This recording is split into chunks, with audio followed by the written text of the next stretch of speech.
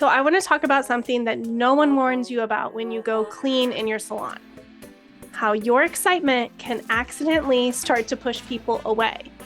I learned this the hard way, and I was so fired up about toxins and clean swaps and sustainability, but my delivery, not so clean. In this episode, I'm going to share with you what I learned about authentic branding, the power of compassion over panic, and how I bring clients on a journey with me, not against me. So, when I started switching to clean beauty, I was so lit up. I was scared, but I was lit up and I was ready to change it.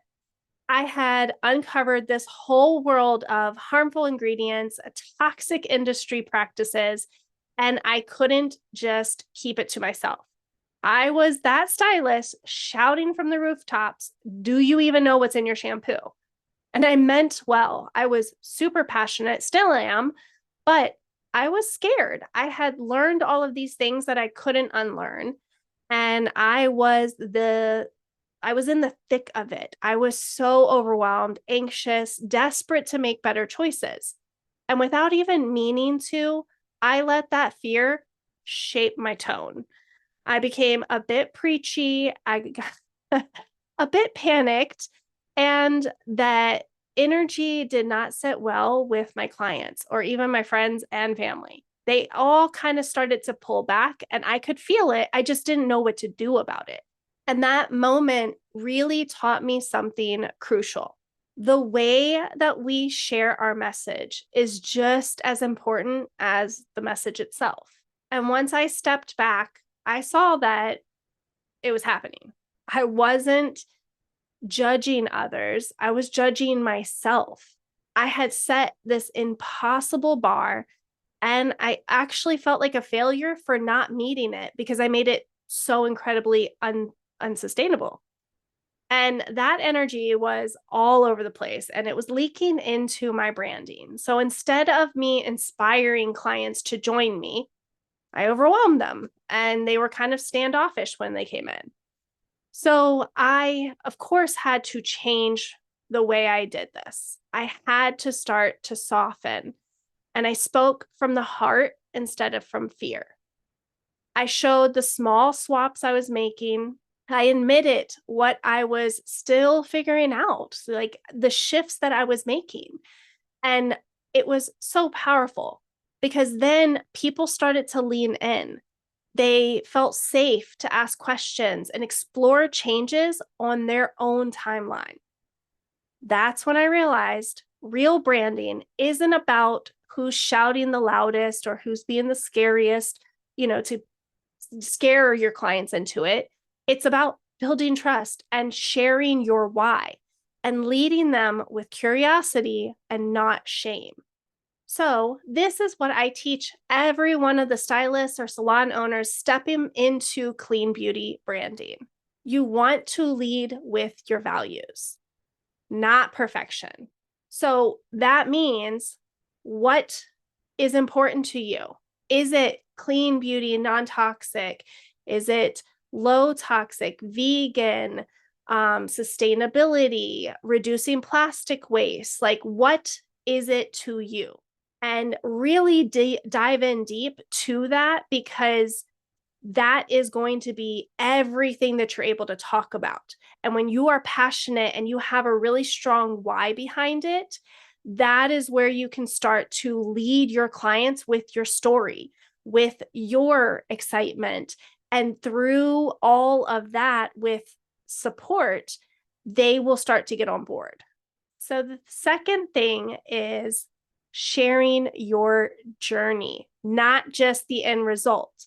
So as you're looking for new products, as you're figuring out what you like or what you don't like, or any parts of it, everything that you're learning, bring your clients along on the journey with you.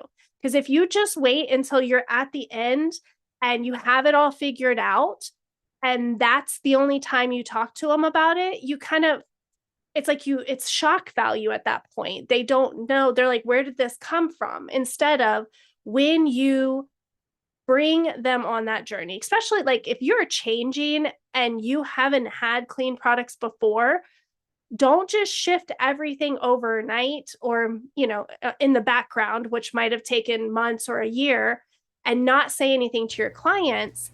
And then all of a sudden, to them, what they see is overnight, you just changed everything. And I don't understand why. And I was fine with everything that you did before. And that's when you start to have more of that shock coming from your clients. And when you do that, it's just harder, right? And that comes from that place, again, of fear and trying to be perfect. You do not have to be perfect. Your clients will love to see the journey. They want to be a part of that because they are way more invested when they feel like they've been on that journey of change with you. So, the third thing I teach my students is to be careful with their language. You do not want to become, a greenwash salon where you're saying something that is not 100% true or transparent. So, for that reason, like I don't go around saying I have all, like my salon is all organic or all toxic free. I instead go in and I talk to them about low toxins. I try to reduce and remove as many toxins as possible. But the fact is, there's still going to be toxins. We're doing color. There is still toxins in the products that we use. But I do commit to and promise them to use the best that I am able to find. And that's why I'm always changing, and I'm always researching, always finding things. But being careful with what you are saying and how you're branding your salon so that you're not setting these expectations that later can't really be 100%. Even when it comes to just the products. And little like tip here is don't just go off of everything that the brand says. Again, you want to, if you haven't joined my Beyond the Label masterclass, I highly encourage you to do that because that's where we really walk through what's in the products.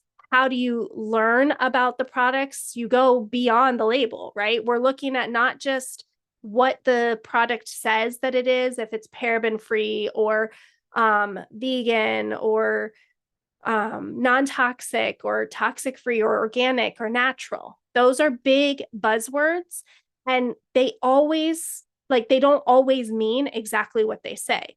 So in the masterclass, I teach you how to look beyond that.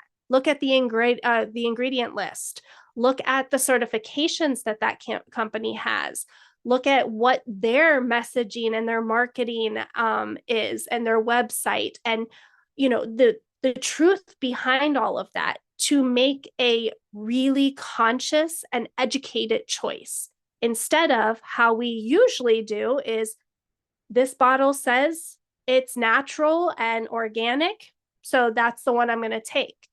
And that's a really big piece of the puzzle when you're looking and you're bringing these products on. So, and number 4 really is just kind of going back on number 3, but stay honest, stay transparent. Don't say that you're fully sustainable yet if that's not what you're doing. So explain what you're working on. And again, it's that storytelling. Let them in on the journey and the story with you. And number 5 is ditch the fear. Inspire action with education and not panic. This can be scary.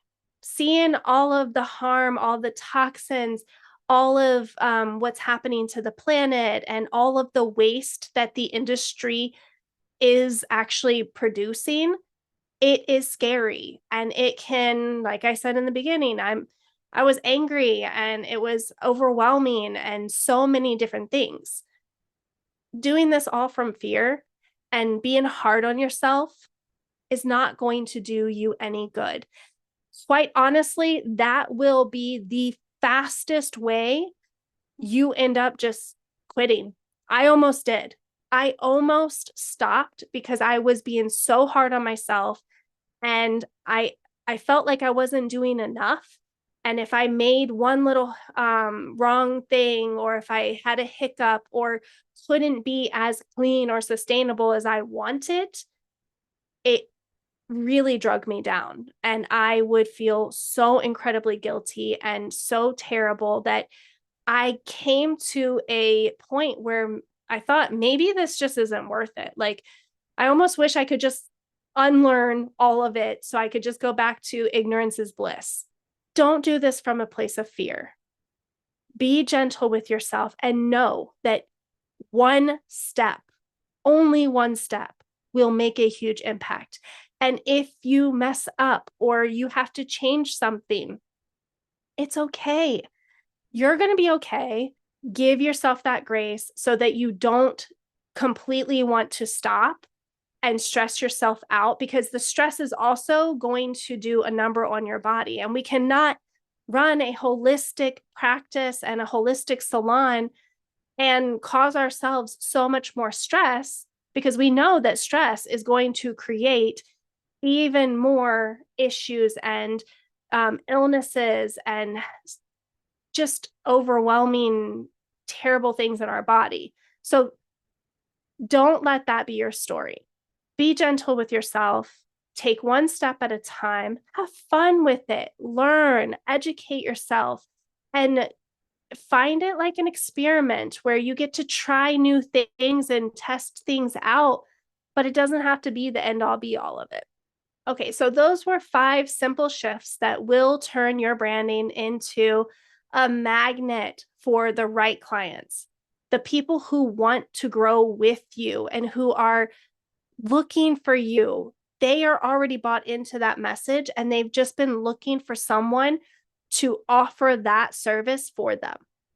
Because once I embraced this way of branding, being gentle, really being clear about everything changed. I no longer felt like I had to prove myself or convince anyone. I just showed up as me, committed and still learning. Even 13, 15 years, I don't know how many years it's been now, even 15 years later, I am still learning. I'm not 100%. And that's okay. And I love that, because it actually creates excitement.